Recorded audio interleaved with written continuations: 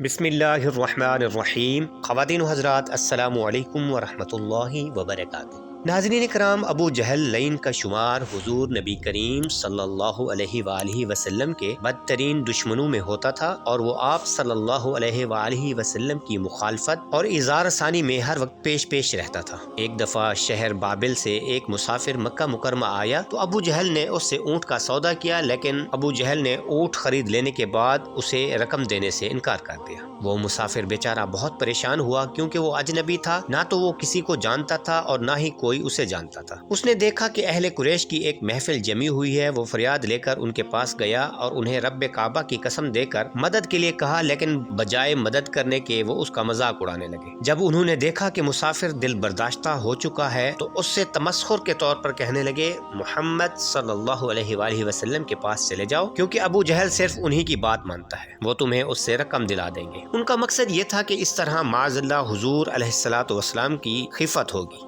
اس اجنبی پریشان حال مسافر نے قریش کی بات کو سچ سمجھا اور حضور نبی کریم صلی اللہ علیہ وآلہ وسلم کی خدمت اقدس میں حاضر ہوا اور تمام واقعہ بیان کیا۔ نبی رحمت صلی اللہ علیہ وآلہ وسلم اس اجنبی مسافر کو ساتھ لے کر ابو جہل کے دروازے پر تشریف لے گئے اور دستک دے کر ابو جہل کو باہر بلایا۔ جب وہ باہر نکلا اور حضور نبی کریم صلی اللہ علیہ وآلہ وسلم کے چہرے مبارک پر نظر پڑی تو اس پر رقت طاری ہو گئی، اور وہ حضور علیہ السلام کی ہیبت اور جلال سے تھر تھر کانپنے لگا۔ اپنے آپ پر قدر قابو پا کر کہنے لگا، اے محمد صلی اللہ علیہ وآلہ وسلم، کیسے تشریف لائے ہیں؟ حضور نبی کریم صلی اللہ علیہ وآلہ وسلم نے فرمایا، اس مسافر کی رقم کیوں نہیں دیتے؟ ابو جہل اسی وقت اندر گیا اور رقم لا کر غریب مسافر کے حوالے کر دی۔ وہ مسافر خوشی خوشی واپس قریش کی اسی محفل میں پہنچا اور ان کا شکریہ ادا کر کے کہنے لگا، آپ لوگوں نے مجھے ایسی شخصیت کے پاس بھیجا جس کے سامنے ابو جہل دم نہیں مار سکتا تھا۔ قریش اس بات سے بہت حیران ہوئے، ابو جہل کو بلایا اور اسے کہنے لگے، تم ہمارے سامنے محمد صلی اللہ علیہ وآلہ وسلم کی مخالفت میں بڑھ چڑھ کر بولتے ہو اور مخالفت میں ہمیشہ پیش رہتے ہو، مگر آج تم نے یہ کیا کر دیا؟ ابو جہل کہنے لگا، میں تو